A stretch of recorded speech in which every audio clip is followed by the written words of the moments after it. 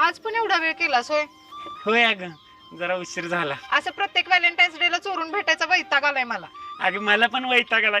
माझी बायको तर सकाळपासून माझ्याकडे टकमक बघत बसल्या. घरातनं बाहेर पडायचं वांदे झालत.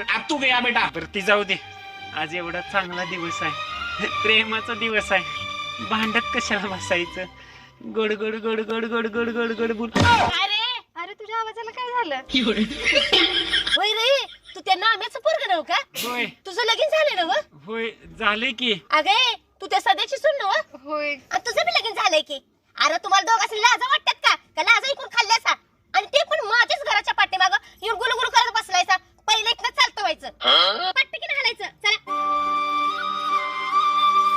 ऐक की, ती बया घरात सांगायची नाही नव्हता? कशाला घरात सांगत्या?